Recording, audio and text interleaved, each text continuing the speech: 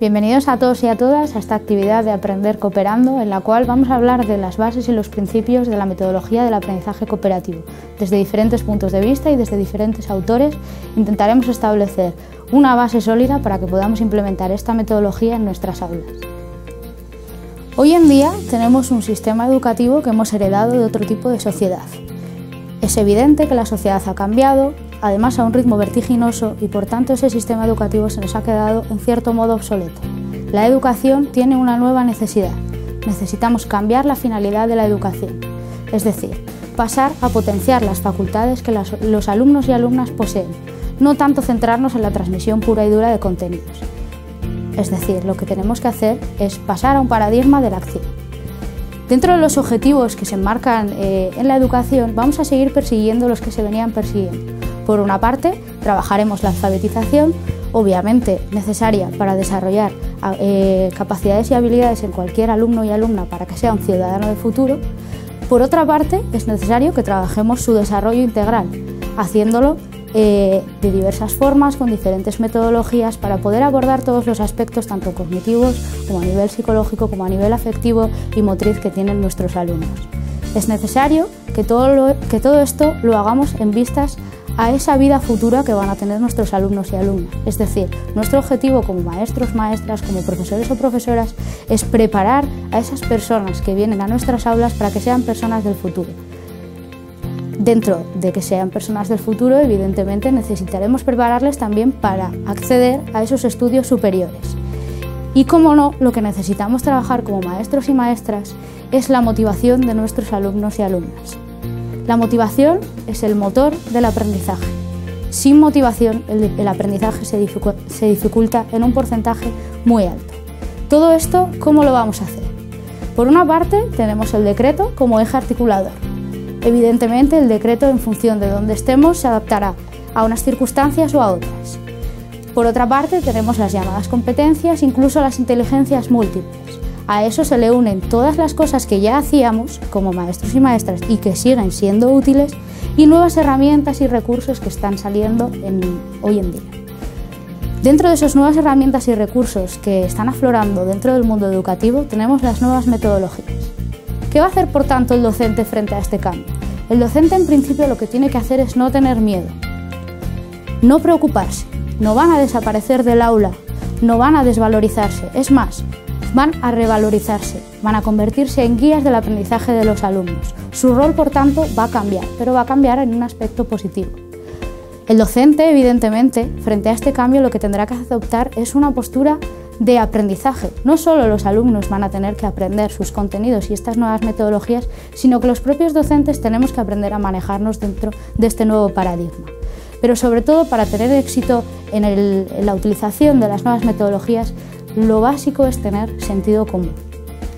Ahora vamos a hablar de las estructuras de la actividad que se dan en el aula. En función de tres elementos, dentro del aula podremos encontrar diferentes estructuras de la actividad. En función de la relación que exista entre los propios alumnos, de la relación que exista entre los alumnos y el profesorado y, evidentemente, de los propios procesos de enseñanza-aprendizaje, tendremos tres estructuras de la actividad. La primera sería la estructura individual, en la cual los alumnos actúan dentro del aula como alumnos isla. Están en sus pupitres y su única preocupación es aprender. Todo lo que sucede a su alrededor no les importa. Su objetivo es aprender.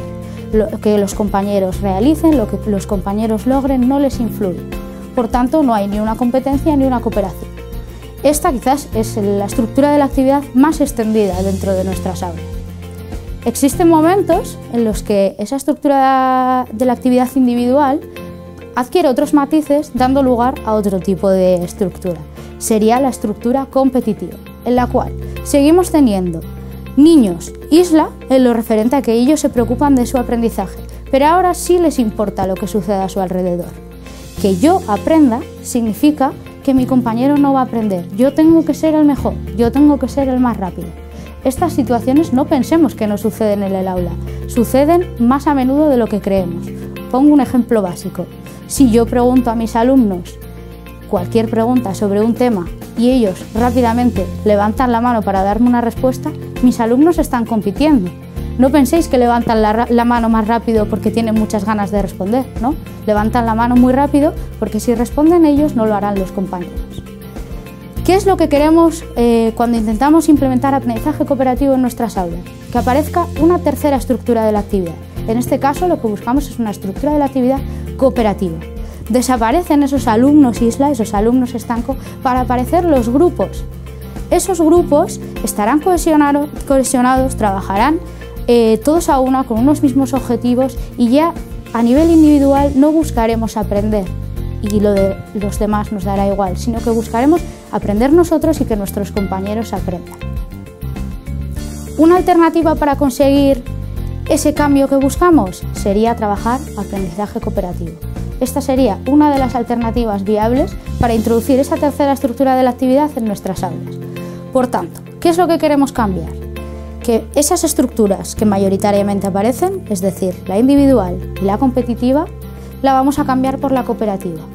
Con esto no quiero decir que tengan que desaparecer. Con esto quiero decir que más que un cambio, lo que vamos a hacer es una suma. Necesitamos darle más peso a las estructuras cooperativas en nuestras aulas, ya que éstas nos reportan muchos beneficios. Hablemos, por tanto, de qué es el aprendizaje cooperativo. Primero os quiero hacer reflexionar un poco a vosotros. Tomaros 2 minutos y pensar qué es para vosotros el aprendizaje cooperativo. Estoy segura de que han aparecido muchas palabras en vuestra mente. Seguro que ha aparecido la palabra cooperación, incluso algunos habréis pensado en equipos base, en aprendizaje común, en aprendizaje horizontal, en el uso de estructuras o en que es una herramienta pedagógica. Si alguna de esas palabras han aparecido en vuestra definición de aprendizaje cooperativo, podéis estar tranquilos. Estamos en el buen camino. Tenéis una ligera idea de qué es aprendizaje cooperativo. Existen muchos autores dentro del aprendizaje cooperativo. Esta no es una metodología que haya nacido en los últimos años, ni mucho menos, sino que viene de décadas atrás. Y sí que quiero aclarar que en función de los autores que se utilicen, el uso de las estructuras será diferente. Unos autores tienen unas determinadas estructuras de aprendizaje cooperativo y otros otras. Incluso a la hora de definir el propio aprendizaje cooperativo, cada autor pone su énfasis en un sitio diferente. Dentro de los autores más conocidos tenemos a John Dewey, a Pere Pujolàs, a Spencer Kagan o a los hermanos Johnson, David y Roger. Toda esta variedad de autores lo que nos da es, por tanto, múltiples enfoques y múltiples definiciones del concepto. Hablemos de qué es. Por una parte, el aprendizaje cooperativo es un contenido curricular. Es algo que nuestros alumnos y alumnas dentro de las aulas tienen que aprender. Es más, es algo que tenemos que sumar a esa larga lista de quehaceres de nuestro día a día en el aula. Aparte de ser un contenido curricular, es una herramienta que les ayuda a aprender, pero también les ayuda a enseñar y a aprender a cooperar. Los alumnos van a adquirir una doble función cuando trabajemos con aprendizaje cooperativo. Tendrán que continuar aprendiendo, pero tendrán que ayudar a aprender a los demás. Para todo esto, lo que haremos será utilizar equipos base que en principio serán estables en el tiempo y de una constitución heterogénea, con un reflejo lo más fiel al tipo de sociedad en el que vivimos. Para trabajar con aprendizaje cooperativo y para cumplir las bases y los principios de esta metodología, lo que utilizaremos serán estructuras de aprendizaje cooperativo. Esta herramienta, esta nueva metodología activa, nos ayudará a desarrollar tanto las competencias clave como diferentes valores de nuestros alumnos. Y por último, nos reporta una forma motivadora de ayudar a nuestros alumnos a construir su propio proceso de enseñanza-aprendizaje. Es, por tanto, una metodología transversal. A mí me gusta llamarla herramienta metodológica. Quizás cuando hablamos de metodologías nos vienen a la mente el trabajo por proyectos, el aprendizaje basado en problemas, las inteligencias múltiples. Para mí el aprendizaje cooperativo es la base de todas esas nuevas metodologías. El punto común es que va a hacer que nuestros alumnos y alumnas sean los protagonistas en las aulas. Nosotros como docentes nos vamos a relegar a un segundo plano. Como ya he dicho anteriormente, vamos a ser los guías. Hablemos ahora de por qué utilizar aprendizaje cooperativo. Os voy a plantear un reto. Imaginaros que tenéis que tejer una telaraña con una lana para sostener un balón. ¿Sí? ¿Lo tenéis en vuestra mente el reto? Vuestras herramientas, como ya os he dicho, será una madeja de lana y por otra parte lo que tendréis será un balón de plástico. ¿Qué sucedería? Vosotros, de forma individual, sería prácticamente imposible que fueseis capaces de tejer esa telaraña. O bueno, echándole mucha paciencia podríais estar horas y horas y horas dando paseos y tendríais una bonita telaraña. ¿Pero seríais capaces de sostener el balón con ella? Tengo mis serias dudas. En cambio, si esta actividad la planteamos en forma grupal, es muy sencillo tejer una telaraña con una madeja de lana. De hecho, podríamos sostener el balón, incluso jugar con él y balancearlo. ¿Qué quiero deciros con esto? Esto es una especie de metáfora del aprendizaje cooperativo. Cuando trabajamos en grupos, cuando logramos que consigan un aprendizaje trabajando en común, lo que estamos consiguiendo son redes de conocimiento más fuertes, más estables y más duraderas. Aprendizajes mucho más significativos y por tanto mucho más beneficiosos para ellos y para nosotros. Es un todos gana. ¿Cuáles son los grandes beneficios del aprendizaje cooperativo? Por una parte es evidente que al estar en interacción con los compañeros, al trabajar de forma cooperativa, desarrollaremos infinidad de valores. Por otra parte, les ayudaremos a desarrollar sus capacidades y habilidades, siendo el aprendizaje cooperativo una metodología activa en la cual ellos son los protagonistas de su aprendizaje. Nos ayudará a mejorar los resultados académicos y la motivación. Además, esa mejora de resultados irá siempre en la misma línea. O todos mejoran o todos empeoran. Evidentemente vamos a buscar que todos ganen. Hablemos ahora de los principios y elementos del aprendizaje cooperativo. Para explicar esta parte me voy a basar en un autor en concreto, en este caso es Spencer Kagan. Esto os lo digo porque en función de los diferentes autores que consultemos, los principios y los elementos pueden variar en cierto modo. Spencer Kagan nos habla de la existencia de 4 elementos cuando trabajamos con aprendizaje cooperativo. Si tenemos en cuenta cuando utilizamos las estructuras de la actividad individuales y competitivas, tenemos 2 elementos en nuestras aulas: la interacción entre el profesor y el alumno y el trabajo individual. Lo que vamos a hacer para llegar al aprendizaje cooperativo es sumarle otros 2 elementos, los que corresponden a las estructuras de la actividad cooperativa. En este caso mantendremos, como ya os he dicho, la interacción profesor-alumno y el trabajo individual, pero le uniremos la interacción alumno-alumno y el trabajo grupal. Hablemos ahora de los principios. Son 4 los principios necesarios para que podamos decir que estamos trabajando aprendizaje cooperativo. Esto es elemental tenerlo en cuenta y es elemental cumplirlos, sobre todo entenderlos. Solo cuando estemos cumpliendo tanto los 4 principios como los 4 elementos estaremos realmente ante un aprendizaje cooperativo. El primero de ellos es la interdependencia positiva. Necesitamos que dentro de nuestro aula haya una correlación positiva de resultados, es decir, como ya he dicho anteriormente, todos mejoren o empeoren en la misma línea. Si vemos que los resultados están empeorando, tenemos 2 opciones: parar o, la que yo siempre recomiendo, revisar nuestra práctica docente. En algún punto el aprendizaje cooperativo estará fallando, lo cual no quiere decir que tengamos que desechar esta metodología, simplemente tenemos que hacer pequeños ajustes. La interdependencia positiva también está relacionada con que exista una necesidad de que todos los alumnos cooperen para realizar las actividades. El segundo de los principios será la responsabilidad individual. El hecho de que trabajen en grupos no quiere decir que cada uno de los componentes del grupo no tenga su responsabilidad. Sí que la van a tener. Cada uno se va a encargar de unas determinadas tareas, de unas determinadas partes de los ejercicios, de unos determinados roles. Esa participación individual va a ser pública. Y como todos sabemos, cuando tenemos que presentar unos resultados en público, nos esforzamos más.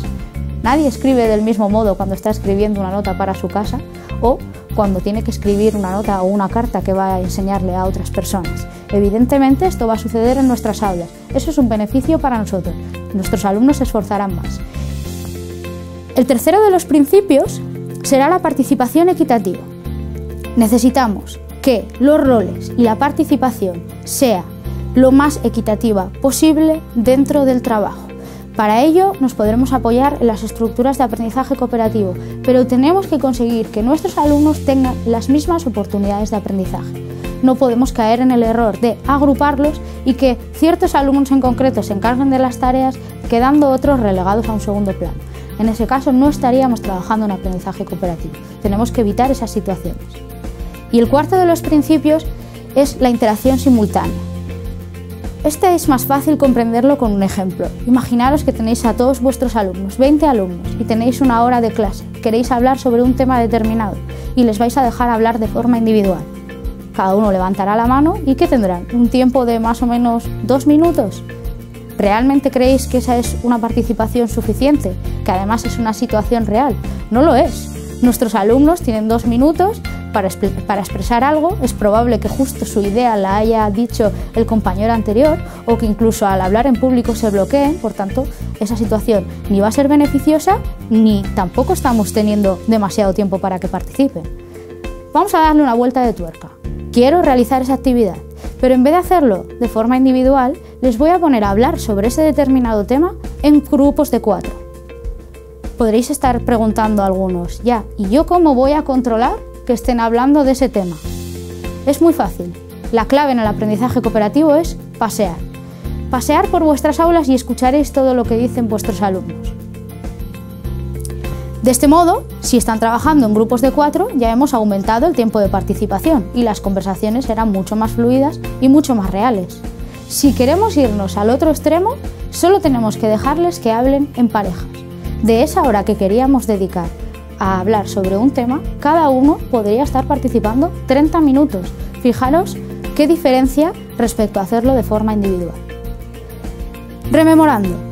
Solo cuando cumplimos los 4 elementos, es decir, interacción profesor-alumno, trabajo individual, más interacción alumno-alumno y trabajo en grupo, junto con los 4 principios, interdependencia positiva, responsabilidad individual, participación equitativa e interacción simultánea, estaremos ante un verdadero aprendizaje cooperativo. Llegados a este punto, quiero aclarar varios conceptos clave. El primero de ellos es la diferencia entre el pseudo trabajo en grupo, el trabajo cooperativo y el aprendizaje cooperativo. Cuando éramos pequeños, todos recordaréis esta situación. En el colegio nos decían, vamos a hacer un trabajo en grupo. ¿Qué sucedía? Nos juntábamos al principio todos muy contentos, pero siempre pasaba que alguien se encargaba de la mayoría del trabajo, otros hacían un poco los despistados, o en el mejor de los casos lo repartíamos y quedábamos un día para agraparlo. Eso no es un aprendizaje cooperativo, eso es un pseudo trabajo en grupo, porque realmente no se están cumpliendo ni mucho menos la mayoría de los principios y elementos. El trabajo cooperativo sería la circunstancia que más se acercaría al aprendizaje cooperativo, en el cual estamos trabajando consiguiendo unos fines, pero el aprendizaje queda un poco disipado. Por tanto, el aprendizaje cooperativo es cuando estamos cumpliendo tanto los principios como los elementos para conseguir un aprendizaje. Por otra parte, quería hacer un poco la distinción entre estructuras de la actividad que he estado comentando anteriormente y las estructuras de aprendizaje cooperativo. Puede sonar muy repetitivo, pero son cosas diferentes. Las estructuras de la actividad ya hemos visto que son esas formas que tenemos de trabajar en el aula. Las estructuras de aprendizaje cooperativo serán una serie de recursos, una serie de herramientas que nos ayudarán a trabajar aprendizaje cooperativo. Y el último de los conceptos que quiero aclarar serían los juegos cooperativos y el aprendizaje cooperativo. Ya sabemos lo que es aprendizaje cooperativo, por tanto necesitamos comprender qué es esto de los juegos cooperativos. Juegos cooperativos nos ayudarán a trabajar la cohesión, nos ayudarán a trabajar el grupo, pero no son aprendizaje cooperativo, tienen otros fines diferentes. Esto lo comento para que cuando profundicéis en el tema no encontréis diferentes fuentes y pueda ser un conflicto, este tipo de conceptos. Sigo, ahora. Hablemos por último de cómo enseñar aprendizaje cooperativo. El aprendizaje cooperativo es algo que se debe aprender. Nuestros alumnos y alumnas no llegan a las aulas sabiendo manejarse en aprendizaje cooperativo. Nosotros, como maestros y maestras, no nos levantamos de la noche a la mañana sabiendo trabajar aprendizaje cooperativo. Por tanto, es un aprendizaje tanto para ellos como para nosotros. Al principio no es fácil, no voy a engañar a nadie. Las primeras sesiones de trabajo de aprendizaje cooperativo, la sensación que os vais a llevar como maestros y maestras va a ser un poco de caos. No hay que preocuparse. Esas dificultades las tenemos que convertir en oportunidades de aprendizaje, tanto las que se nos presentan a nosotros como las que se van a presentar a nuestros alumnos.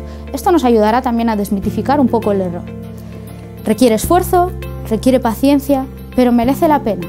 Trabajar aprendizaje cooperativo, lo que vamos a hacer es una inversión al principio para recoger un montón de frutos al final. Como es algo que se debe aprender, nosotros como maestros lo tenemos que enseñar. ¿Con esto qué quiero decir? Que el aprendizaje cooperativo primero lo tenemos que enseñar como contenido, es decir, tenemos que enseñar a nuestros alumnos a trabajar de esta forma para después poder utilizarlo como recurso. Mis trucos, mis recomendaciones, vivenciar el aprendizaje cooperativo, tanto para nuestros alumnos como para nosotros como maestros y maestras. Trabajar vosotros las estructuras de aprendizaje cooperativo, poner en marcha los juegos cooperativos, poner en marcha las dinámicas de cohesión. Jugar, en definitiva, y hacer jugar a vuestros alumnos. Los planes de implantación. Mi premisa, despacito y con buena letra. No hay por qué correr. El ideal sería que implantar aprendizaje cooperativo fuese una decisión de centro. Evidentemente, esto no se da en todas las situaciones y no es algo sencillo. Si no puede ser una decisión de centro, a lo mejor puede ser una decisión de etapa. Si tampoco hemos conseguido ponernos de acuerdo con nuestros compañeros de etapa, siempre podemos hacerlo por departamentos o por cursos. Y si no hemos conseguido ponernos de acuerdo con nadie, en nuestro aula podemos trabajar aprendizaje cooperativo. Claves para ese éxito. Una implantación programada. Iniciar desde las primeras etapas y ascender. Esto sería plantearse el aprendizaje cooperativo a largo plazo. Si tenemos mucha prisa y queremos implantarlo en los diferentes cursos de nuestro centro escolar, lo que podemos hacerlo es implantarlo en todos los cursos a la vez, pero secuenciando el aprendizaje cooperativo, ya sea por edades, ya sea por trimestres o ya sea por áreas curriculares. Con esto me refiero a identificar una serie de estructuras concretas e ir trabajándolas, ya sea una estructura en cada edad, ya sea una estructura en cada trimestre o ya sea una estructura en cada área curricular. Pero sobre todo, para que un plan de implantación del aprendizaje cooperativo tenga éxito, lo que tenemos que hacer es tener expectativas y objetivos reales. No podemos plantearnos que a lo largo de un único curso nuestros alumnos pasen de no haber trabajado aprendizaje cooperativo a dominar 7, 8, 9, 10 estructuras de aprendizaje cooperativo. Eso sería un objetivo demasiado alto y quizás incluso irreal. Planteémonos objetivos más sencillos para no caer en la frustración. Y con esto me despido. Ya hemos trabajado los conceptos básicos del aprendizaje cooperativo. Muchas gracias por vuestra atención y nos vemos en la próxima actividad de aprendizaje cooperativo.